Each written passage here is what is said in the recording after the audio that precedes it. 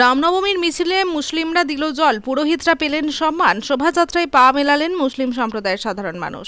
মেমারির বিভিন্ন জায়গায় এমনই সম্প্রীতির ছবি এবারে রামনবমীতে। প্রত্যেকেরই দাবি ধর্মীয় অনুষ্ঠানে কোনো রাজনীতি নেই, এটাই সম্প্রীতি। কিন্তু সেই সবকে দূরে সরিয়ে এবারে রামনবমীতে বীরভূমের সাঁইথিয়ার পাশাপাশি মেমারির মানুষ দেখল এক সম্প্রীতির ঐক্যের রামনবমী। আর এদিন সোমবার রামনবমী উপলক্ষে মেমারির গন্তারে একটি বর্ণাঢ্য শোভাযাত্রাতেও সেই একই ছবি দেখা গেল। গন্তার সার্বজনীন রাম পুজো কমিটির উদ্যোগে এবছর ক্লাব সন্নিকটে প্রথম আয়োজন করা হয় রাম পুজোর, এবং এই রাম পুজো কমিটিতে এলাকার শিক্ষক থেকে শুরু করে এলাকার উঠতি যুবকদের পাশাপাশি মুসলিম সম্প্রদায়ের যুবকরাও ছিলেন।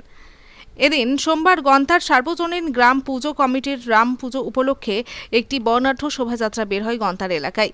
বরং এই গন্তার সার্বজনীন রাম পুজো কমিটির পক্ষ থেকে এলাকার পুরোহিতদেরও বিশেষ সংবর্ধনা প্রদান করা হয় সোমবার। পাশাপাশি এদিনের এই শোভাযাত্রাতেও পা মেলালেন এলাকার মুসলিম সম্প্রদায়ের মানুষরা। সকলের একটাই বার্তা, সম্প্রীতির বার্তা।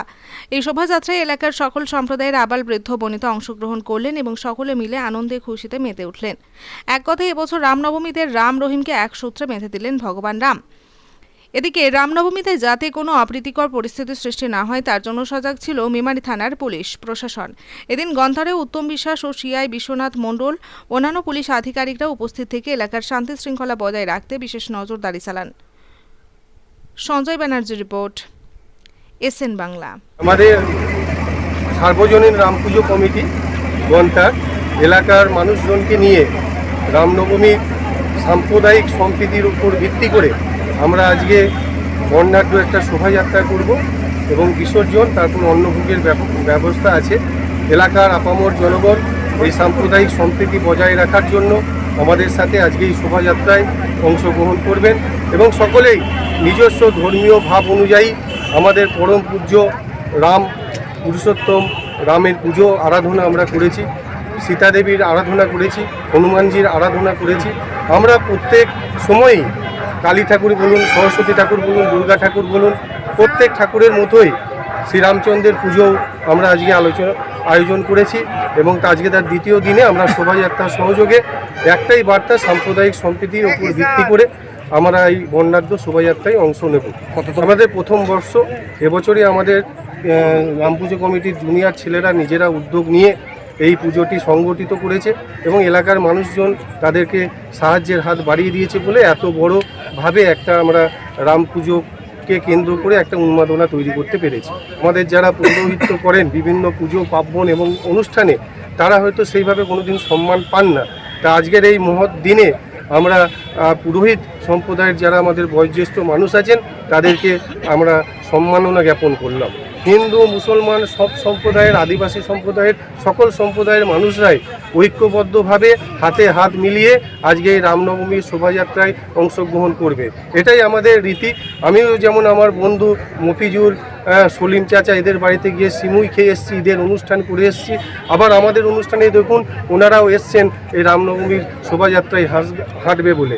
তাই আমাদের পশ্চিমবাংলার সংস্কৃতিকে এগিয়ে নিয়ে যেতে গেলে যে সাম্প্রদায়িক সম্প্রীতি রক্ষা আমাদের একান্ত আবশ্যক, সেটাকে উপর ভিত্তি করেই আমরা এই আয়োজনটা করেছি। এই একটা আমাদের গোটা দেশ জুড়ে এবং পশ্চিমবঙ্গেও একটা এই ধর্মীয় হাইপ তুলে দেওয়া হয়েছে এবং ধর্মীয় হাইপকে সামনে রেখে কোনো রাজনৈতিক দল হয়তো সুবিধা আদায় করার চেষ্টা করছে, কিন্তু মানুষ এই ব্যাপারে রাজনৈতিকভাবেই তাদের প্রত্যাখ্যান করবে এবং হিন্দু মুসলিম আদিবাসী সম্প্রদায়ের মানুষ, খ্রিস্টান বৌদ্ধ জৈন, আমাদের যে পরম্পরা ভারতের ঐতিহ্য, সেটার প্রতি তাদের সমর্থন আছে। আজকের সমাবেশে আপনারা বুঝতে পারছেন। আমার নাম সৌমিত্র চ্যাটার্জি, শিক্ষক, গন্তার বিএম হাই স্কুল এবং রাম পুজো কমিটির উপদেষ্টা। কোথায় এসছেন আজ? জোরে কি উপলক্ষে এসছেন এখানে?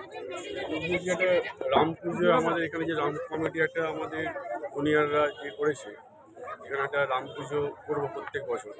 এবছরই এটা উদ্যোগ।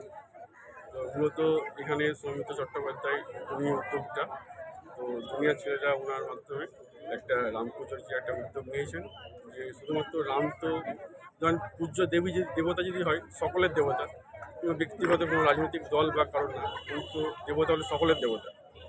তো সেই হিসাবে দেবতা বলতে গেলে সকল ধর্মের দেবতা মানে পূজ্য, তিনি যে ধর্মেরই হোক তিনি একজন পূজ্য। তো তাকে পুজো করা প্রত্যেকেই করতে পারে, সেটা নিজের নিজের দৃষ্টিকোণ থেকে নিজের নিজের দৃষ্টিকোণ থেকে। তো আমরা যেটা ঠিক করেছি, আমরা এখান থেকে একটা রাম পুজো একটা কমিটি তৈরি করে আমরা এখানে রাম পুজো করবো। সেই হিসাবে আমরা এখানে সবাই একত্রিত হয়েছি, হিন্দু মুসলিম শিখ বুদ্ধ জৈন সকলে নির্বিশেষে আমরা আপনি কি এই কমিটিতে আছেন? হ্যাঁ, আমি এই কমিটিতে আছি। রাম পুজো কমিটির মধ্যে আছেন? আমরা চাইছি একটা সাম্প্রদায়িক সম্প্রীতি একটা গড়ে উঠুক, মানুষের মধ্যে যে ভেদাভেদটা দূরীভূত হোক, ভেদাভেদ চলে গিয়ে মানুষের সকলের মধ্যে ঐক্যতা আসুক, আমাদের মধ্যে একটা শান্তি নেমে আসুক, আমাদের পরিবেশ একটা সুন্দর হোক, মানুষ সুখে শান্তিতে সুন্দরভাবে যাতে বসবাস করতে পারে, জীবনযাপন করতে পারে, একে অপরের সঙ্গে কাঁধে কাঁধ মিলিয়ে যাতে এগিয়ে যেতে পারে, আমাদের পরের জেনারেশন যাতে আরও শান্তির সঙ্গে এটা করতে পারে। তার জন্য আমরা এটা এককভাবে প্রত্যেকের সহযোগিতায় আমরা এই রাম পূজায় অংশগ্রহণ করছি। আপনার নাম আর সৈয়দ আক্তার। আজ এসছি গন্তার, এখানে রামনবমী উপলক্ষে পুজো আছে, সেই জন্য আমরা সবাই মিলে এসেছি। সব ধর্মের মানুষও এখানে আনন্দ করতে। এখানে এই এলাকায় কোনোদিন এরকম হয়নি, এই প্রথম হচ্ছে এই উৎসব। আমরা সবাই খুব আনন্দিত, আমরা সবাই মিলে আনন্দ করি। এখানে সবাই একসঙ্গে মানুষ একসঙ্গে হয়েছে। কোথায় বাড়ি আপনার? আমার বাড়ি শিওরিতে। আপনি কি রাম পুজো উপলক্ষে এসেছেন এখানে? হ্যাঁ, রাম পুজো উপলক্ষে এখানে এসেছি।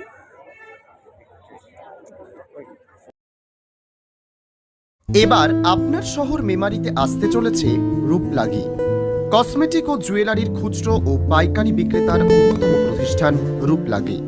উদ্বোধন হতে চলেছে আগামী 1 বৈশাখ 1432 মঙ্গলবার, ইংরেজি 15 এপ্রিল 2025। রূপলাগি সেবা মেডিকেল হলের পাশে, নিউ মার্কেট, মেমারি, পূর্ব বর্ধমান।